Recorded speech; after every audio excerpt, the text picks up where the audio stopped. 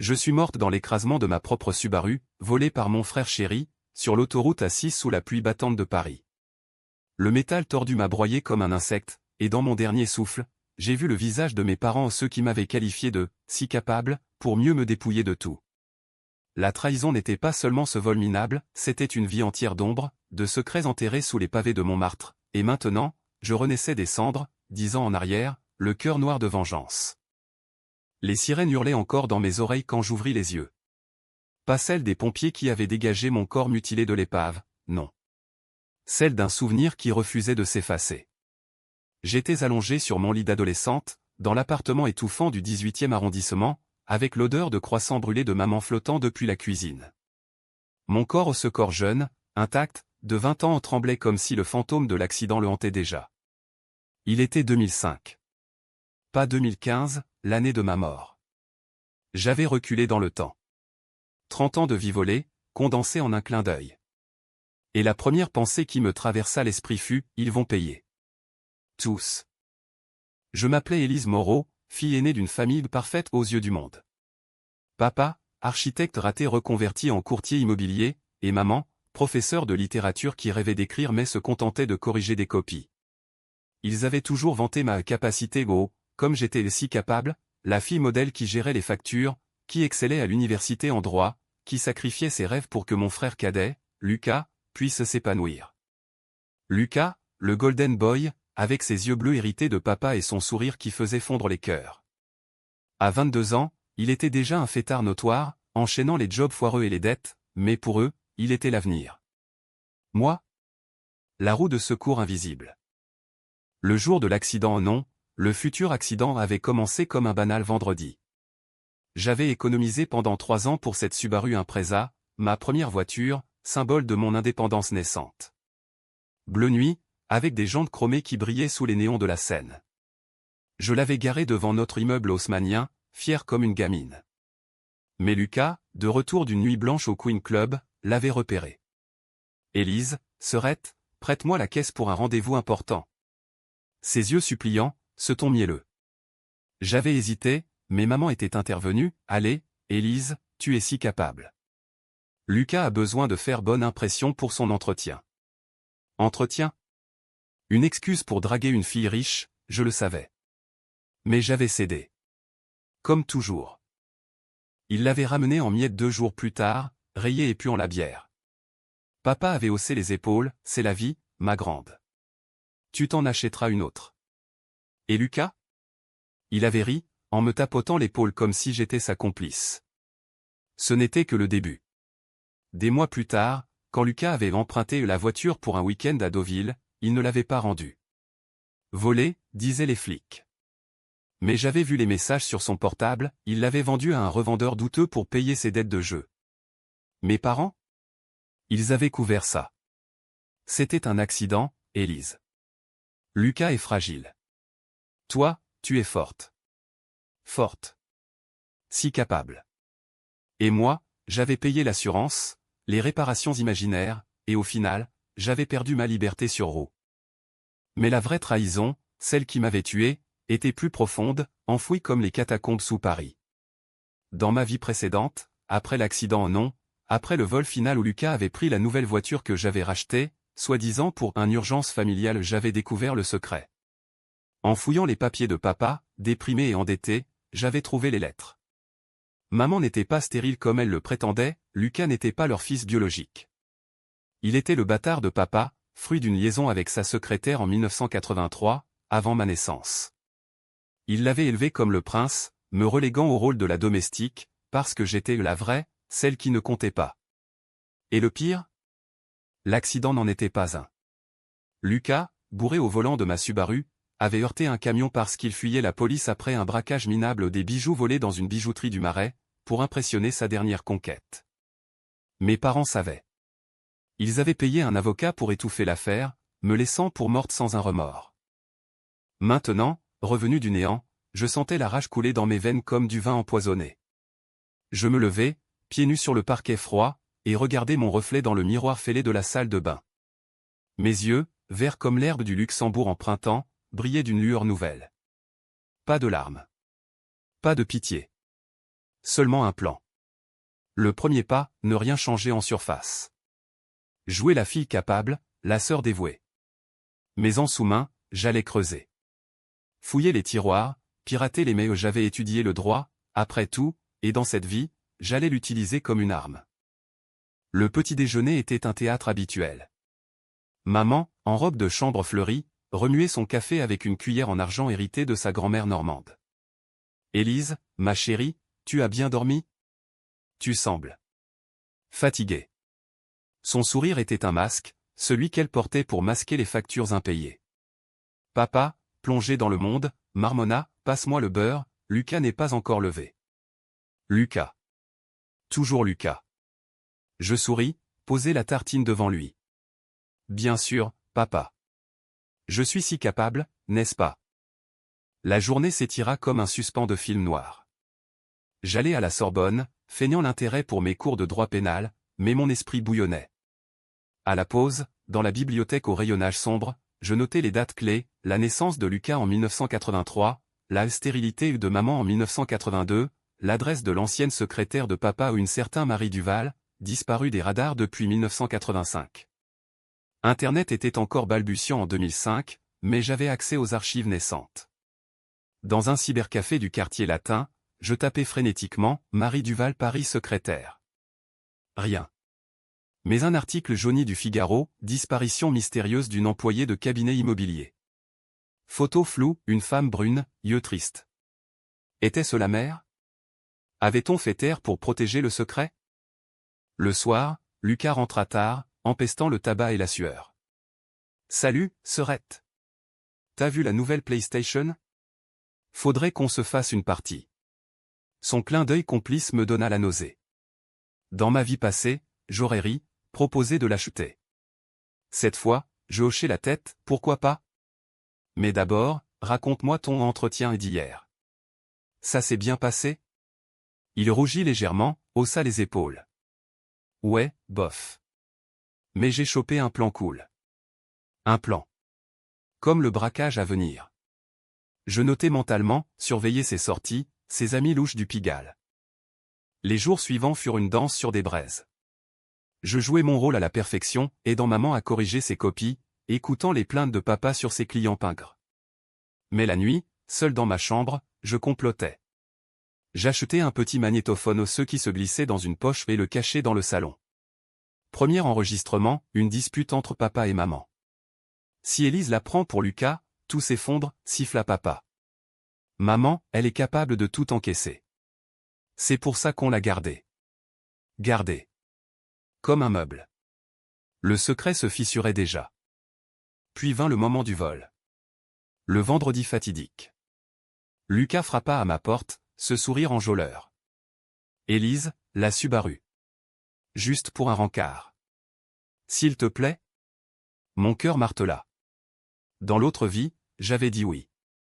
Cette fois, je feignis l'hésitation, puis, d'accord. Mais promets-moi de la ramener entière. Il jura sur la tête de maman. Je glissai le magnéto sous le siège passager avant de lui donner les clés. Vas-y, petit frère. Creuse ta propre tombe. Il partit en trombe, klaxonnant joyeusement. Je suivis discrètement en bus, jusqu'au Queen. De l'ombre d'un Porsche, je le vis monter avec une blonde vulgaire, riant aux éclats. À minuit, ils émergèrent, titubants. Et là, le premier coup de théâtre, au lieu de rentrer, Lucas prit la direction de la banlieue, vers Pantin. Mon instinct hurla. Je hélai un taxi, un luxe rare pour moi et le pistai. Ils s'arrêtèrent devant un entrepôt délabré. Des ombres sortirent, 3 types encapuchonnés. Lucas leur tendit un sac. Échange. Drogue. Vol. Le braquage n'était pas en 2015, c'était déjà là, en germe. Je rentrai, le souffle court, et attendis. À l'aube, la Subaru revint, intacte. Mais Lucas était nerveux, évitant mon regard. Merci, sœurette. T'es la meilleure. Je souris, récupérai le magnéto. Enregistrement, des murmures étouffés, livraison réussie, un nom au Karim, le receleur du Marais. Preuve numéro 1. La vengeance prenait forme. Mais elle devait être lente, calculée, comme un vin de Bordeaux qui mûrit en cave. Prochaine étape, confronter le passé. Je pris le train pour Caen, prétextant une recherche universitaire. Là, dans les archives municipales, je trouvais l'acte de naissance de Lucas. Père, Henri Moreau. Mère, Marie Duval. Pas de mention d'adoption. Maman avait menti sur toute la ligne. Et la disparition? Un rapport de police, soupçon de suicide, corps non retrouvé. Suicide. Ou meurtre pour couvrir le scandale. De retour à Paris, je glissai une photocopie anonyme dans la boîte aux lettres de maman. Pas de mots, juste la preuve. Le lendemain, chaos. Cri dans la cuisine. Henri, comment as-tu pu? Élise. Élise c'est? Papa hurla, c'est impossible. Elle ne fouille pas comme ça. Aussi, j'avais fouillé. Et ce n'était que le début. Les fissures dans la façade familiale s'élargirent comme les craquelures d'un vase Ming sous la pression. Maman, les yeux rougis, me convoqua dans le salon ce dimanche pluvieux. La tour Eiffel se dressait au loin par la fenêtre, silhouette grise et accusatrice. Élise, ma chérie, as-tu vu quelque chose d'étrange ces jours-ci? Sa voix tremblait, ce timbre professoral habituellement si assuré. Je feignis l'innocence, croquant dans une pomme avec une nonchalance étudiée. Vu quoi, maman? Tes copies à corriger? Elles sont sur la table. Elle déglutit, ses lèvres pincées. Rien. Oublie. Mais elle ne pouvait oublier.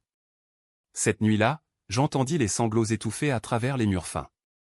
Papa claqua la porte en sortant prendre l'air et direction son club d'échecs, ou plus probablement, un verre de trop au zinc du coin.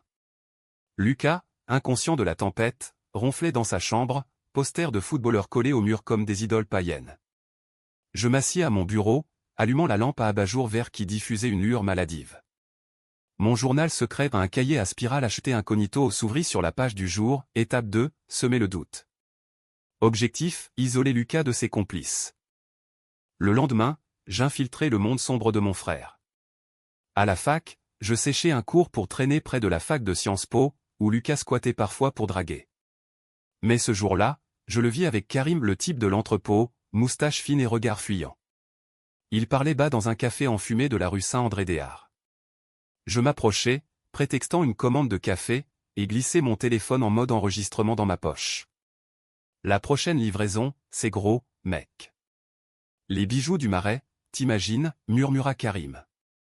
Lucas ricana, ouais, avec la caisse d'Élise, on file comme l'éclair. Elle me la prête sans broncher. Mon sang se glaça. Le braquage était planifié pour la semaine prochaine. Pas en 2015, mais maintenant. Dans cette vie, je pouvais l'arrêter ou le laisser se produire, pour les piéger. Décision controversée numéro 1, je choisis de laisser couler. Pas par passivité, mais par calcul. Si Lucas passait aux actes, les preuves s'accumuleraient comme des dominos. Mais pour assurer le coup, je hackais son hotmail au mot de passe LucasFoot83, pathétique. Email, plan du bijoutier, horaire de fermeture, rôle de guetteur pour Lucas.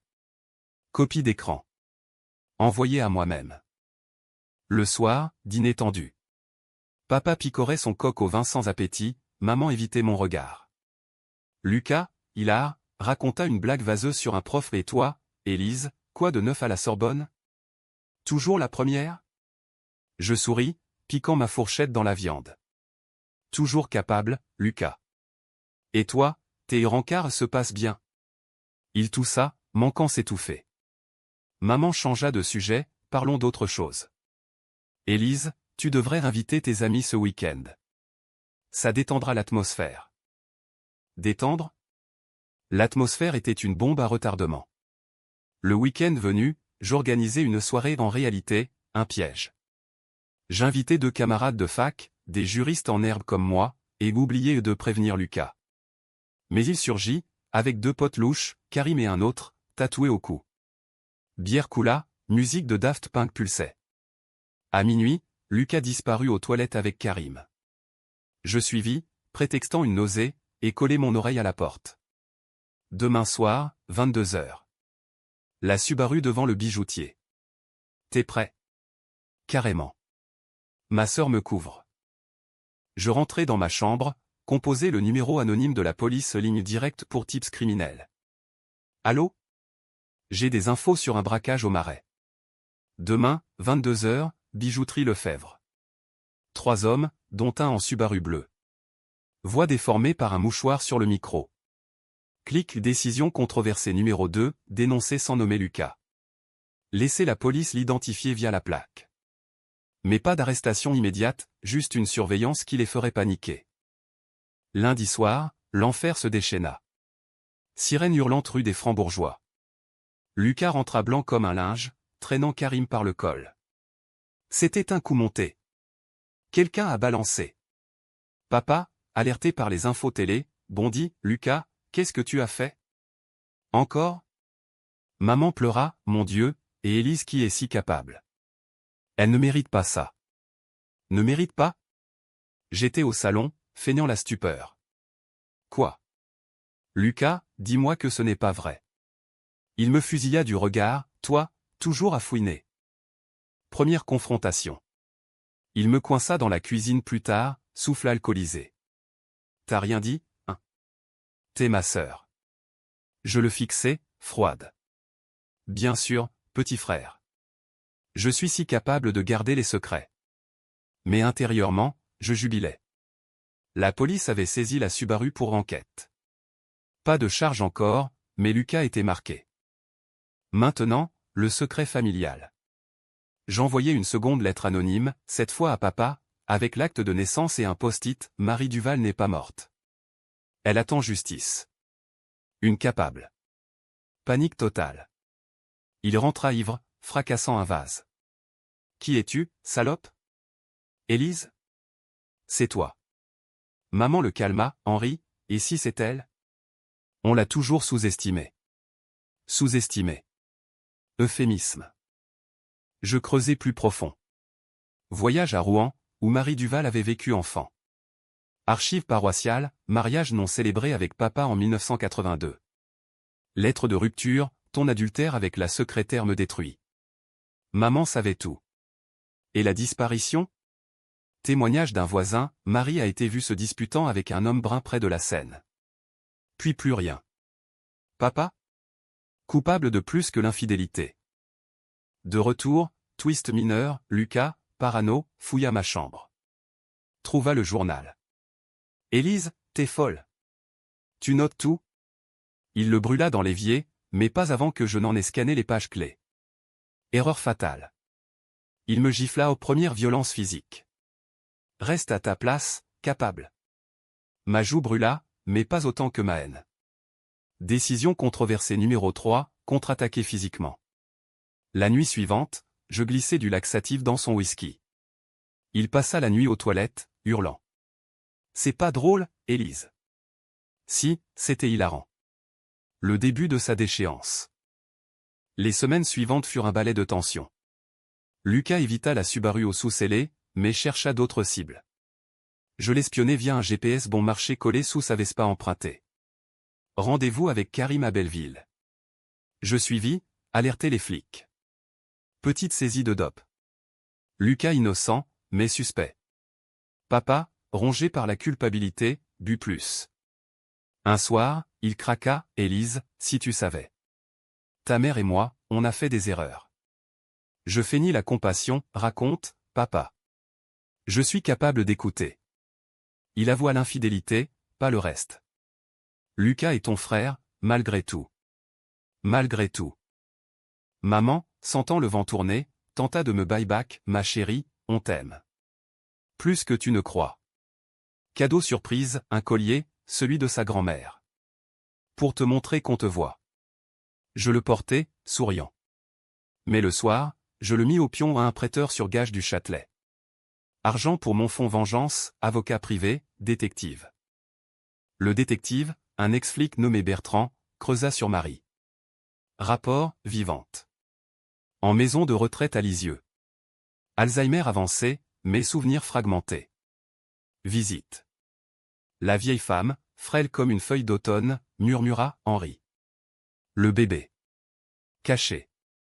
Enregistrement. Preuve irréfutable. Rentré à Paris, je diffusai un extrait anonyme à un journaliste du Canard enchaîné. Article, scandale immobilier, bâtard caché d'un courtier parisien. Pas de nom, mais photo floue. Papa fut suspendu. Chute libre. Lucas, acculé, vola une autre voiture, celle d'un voisin. Crash mineur.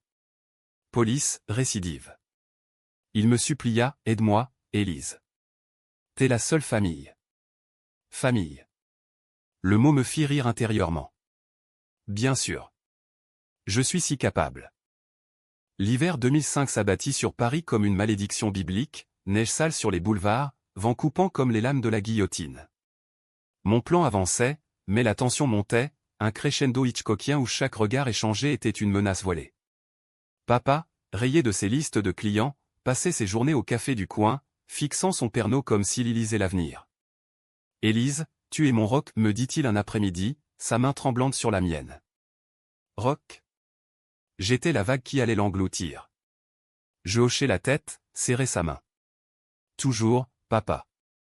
Mais en privé, je contactai l'avocat, Maître Leclerc, un requin du barreau spécialisé en succession frauduleuse. Mademoiselle Moreau, si ce que vous dites est vrai, l'héritage détourné pour un enfant illégitime, vous avez droit à tout. Mais c'est de la dynamite familiale. Dynamite. Parfait. Je lui fournis les documents, acte de naissance, enregistrement de mari, article de presse. Frais, le collier vendu plus mes économies. Préparer le dossier. Mais discrètement. Lucas, lui, sombrait. Sans Subaru, sans dope facile, il quémandait de l'argent. Juste 500 €, serait. Pour un investissement. Investissement, une dette à Karim, qui le talonnait maintenant. Je lui donnai 100 € au tracé, noté. Rends-les vite. Il promit.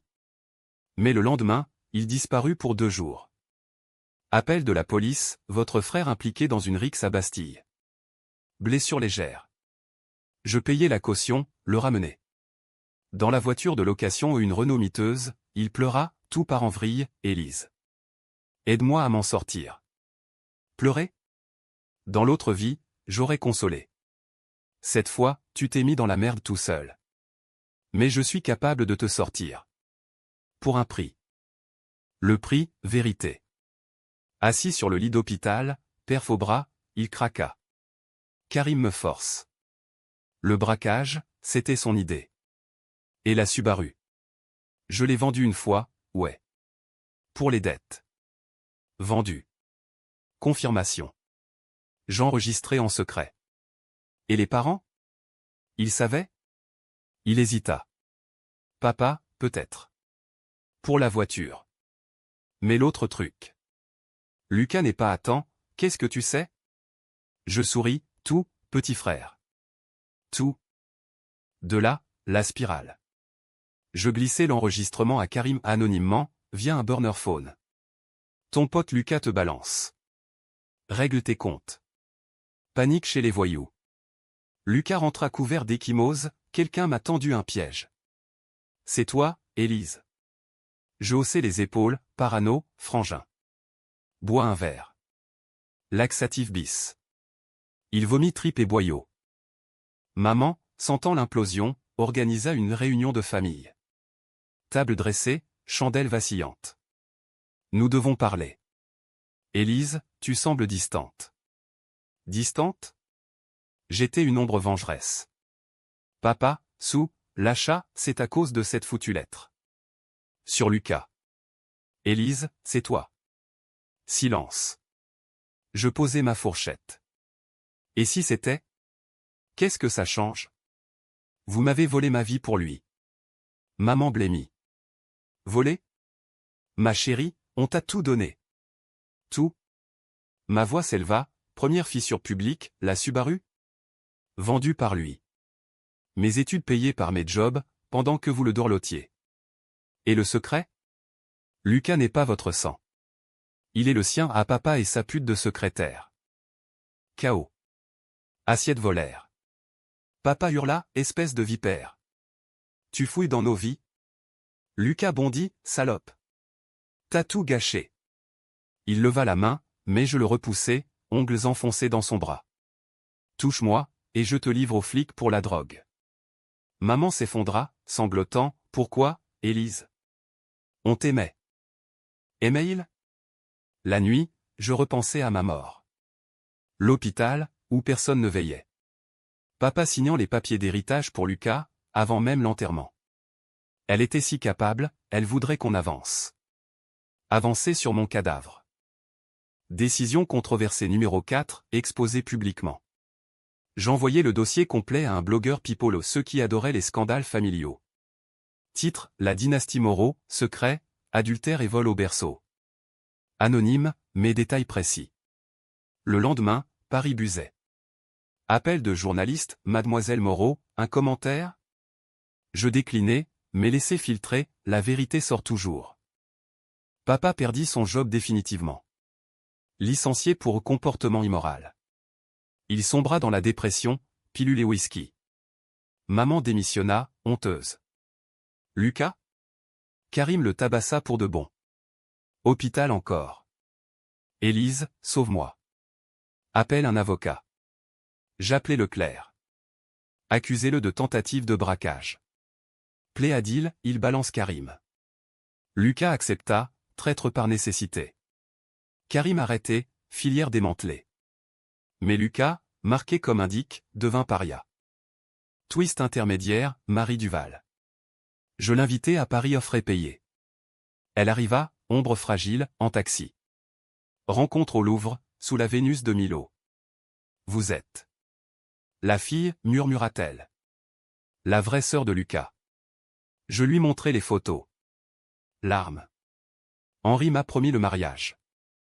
Puis le silence. J'ai fui, mais ils m'ont trouvé. Menace. Menace. Papa? Il a dit que si je parlais, l'enfant mourrait. Suicide forcé? Je l'emmenai chez nous. Confrontation finale phase 1. Portier sonne, Madame Moreau, une visiteuse. Maman ouvre, hurle. Marie, tu m'as volé ma vie, Claire. Papa, au salon, Marie? Morto vivant. Fusillade verbale. Lucas, c'est qui, cette vieille? Je révèle, ta mère, Lucas. Pas la mienne. Effondrement. Maman s'évanouit. Papa nie, puis avoue, c'était une erreur. Pour te protéger, Élise. Me protéger? En me faisant l'esclave? La police intervint, appel anonyme pour dispute familiale violente. Pas d'arrestation, mais rapport. Dossier pour chantage, dissimulation de naissance. Seul dans la nuit, je sentis la fatigue. Vengeance suce l'âme. Mais pas d'arrêt. Prochain, l'héritage. Leclerc attaqua, fraude successorale. Élise Moreau, unique héritière légitime. Bataille en cours. Papa contre-attaqua, calomnie. Mais preuves irréfutables. Lucas, brisé, tenta le suicide pilule de papa. Hôpital psy. C'est ta faute, Élise. T'as détruit tout. Visite, peut-être. Mais tu as commencé en volant ma voiture. Ma vie. Maman, seule, me supplia au téléphone, reviens, ma capable. On peut réparer. Réparer? Trop tard.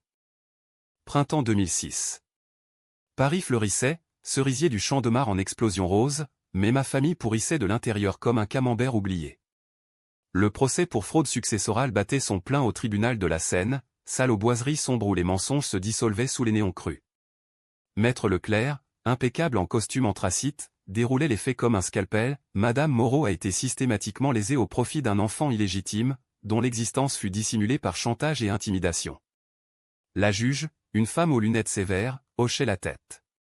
Papa, en boxé usé, bafouillait, c'est ma fille qui ment. Élise, dis-leur. Dis-leur? Je témoignais, voix calme, regard fixe sur la barre. J'ai tout supporté, les vols, les secrets, les tu es si capable et qui masquaient le mépris. Ma mort symbolique ou pas était inévitable sans justice. Mort. J'avais glissé ça, allusion à l'accident futur. La salle bruissa. Maman, voilée de noir, pleura en silence. Lucas, en permission psy, fixait le sol. Verdict, tout à moi. Appartement, compte, bien. Rue. Papa hurla, traîtresse. Escorté dehors. Décision controversée numéro 5, 0 pitié. Pas d'aide. Vous m'avez appris la force. Utilisez-la. Mais la vengeance n'était pas finie. Le vrai crime, ma mort. En 2005 bis, Lucas avait déjà volé une autre voiture, la Renault de location. Il l'a perdue en la crachant ivre, heurtant un poteau près de la Bastille. Assurance refusée, antécédent. Il me supplia, prête-moi de l'argent pour une nouvelle. S'il te plaît. J'acceptais aux conditions, tracées. GPS, caméra cachée dans le tableau de bord. Conduis bien, frangin. Il conduisit droit en enfer. Nuit pluvieuse, assise vers Lyon. Rendez-vous avec un nouveau contact post-Karim. Je suivis via app, depuis mon nouvel appart du 7e, vue sur la tour Eiffel. Alerte, vitesse excessive, virage serré. Appel anonyme à la police, voiture suspecte, plaque X, possible fuite. Sirène virtuelle dans ma tête. Crash. Pas fatal cette fois. Lucas, coincé dans l'épave, jambes brisées. Flic, tentative de fuite après vol de bijouterie périphérique. Preuve dans la voiture, collier volé, mon tracing comme témoin anonyme. Il me appela de l'hôpital, Élise. C'était un accident. Sauve-moi encore. Voix brisée. Je raccrochai. Laisse-le mariner. Maman vint me voir, suppliante. Ton frère va en prison. Papa est à la rue, mendiant près du Pont-Neuf. Et moi? Seul. Seul? Comme je l'ai été. Elle s'agenouilla aux scènes humiliantes. Pardon. On t'a trahi. Mais Lucas. Il est innocent de naissance. Innocent? Dites ça à Marie. Marie, que j'avais installée en maison de retraite payée par mois. Elle se rappelait tout maintenant, Henri m'a poussé à la scène. Saute, ou le bébé paie. Tentative de meurtre. J'appelais le procureur. Dossier réouvert, disparition 1985. Témoignage de Marie, valide sous serment. Papa arrêté pour homicide involontaire. Menottes cliquetant sur ses poignets arthritiques. Élise, tu me tues. Oui. Lucas, en cellule provisoire, tenta un deal, je balance papa pour la cam des années 80. Il dealait pour payer les factures. Papa? Dealer? Twist majeur. Dans les années 80, faillite imminente, il avait touché à la coque, distribuée via son cabinet. Maman couvrait. Pour la famille. Famille empoisonnée. Procès-bi, trafic, meurtre. Papa écopa de 15 ans. Maman, 5 pour complicité. Lucas, 10 pour braquage multiple. Justice poétique. Mais moi? Vide. Vengeance accomplie, mais l'âme écorchée. Je marchais le long de la Seine, lumière dansant sur l'eau noire. Souvenir de l'accident, métal, sang, trahison. Étais-je meilleur qu'eux? Mes décisions aux dénonciations anonymes, pièges vicieux étaient-elles justes? Controversées, oui. Morale? Gris. Nuit d'insomnie. Rêve, ma mort revécue, mais cette fois, je riais. Réveil en sueur. Appel de l'hôpital, Lucas voulait me voir. Dernière confrontation. Cellule vitrée, lui en orange. Pourquoi, Élise? On était famille. Famille. Tu m'as volé ma voiture, ma confiance, ma vie. 2 fois. Il pleura. Je regrette. Sois heureuse, au moins. Heureuse? Je sortis, air libre. Paris bruissait, indifférente. Été 2006. La chaleur étouffait la capitale, comme si la ville elle-même conspirait à faire fondre les masques restants. J'avais gagné, fortune modeste, appartement haussmannien rénové, carrière lancée comme avocate spécialisée en droits familiaux, ironie suprême. Mais la victoire avait un goût de cendre. Mes parents en prison, Lucas en perpétuelle rotation carcérale, Marie en paix à Lisieux, soignée par mes chèques. Et moi? Seul avec mes fantômes.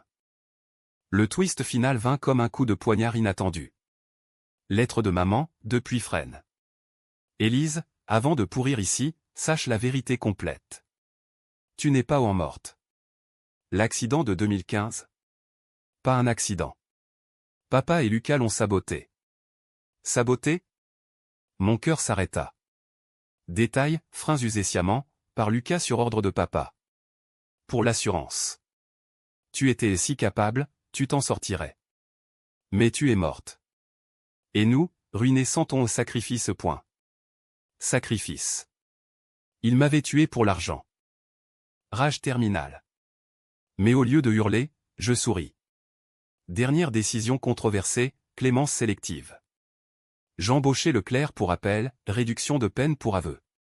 Papa sorti après 8 ans, brisé, mendiant mon pardon. Rencontre au parloir, fille, je suis un monstre. Oui. Mais je te lègue tout au regret. Je hochais, garde-les. Vis avec. Maman, libérée tôt pour santé, tenta suicide. Je la sauvais, appel anonyme ambulance. Hôpital, pourquoi? Pour expier. Expier. Trop tard. Lucas, le clou. Parloir final. Élise, je sors dans 5 ans. Aide-moi à recommencer. Recommencer? Commence par crever en paix. Pas de violence, juste retrait. Plus d'argent, plus de visites. Il sombra, overdose en cellule. Mort à 28 ans. Funérailles vie de mois absente. Cathétuque, pas happy, pas tragique pur. Cathartique. Je marchais à Montmartre, où tout avait commencé. Vendu l'appart, voyagé. Espagne, Italie. Nouvelle vie. Mais la Renaissance n'efface pas les cicatrices. J'écrivis un livre anonyme, La Capable, chronique d'une trahison parisienne. Best-seller. Argent pour orphelinat, ironie. Dernier août, sous la pluie de Seine, je vis une Subaru bleue. Je souris. Pas de vengeance. Juste paix. Où est-ce le début d'une autre boucle?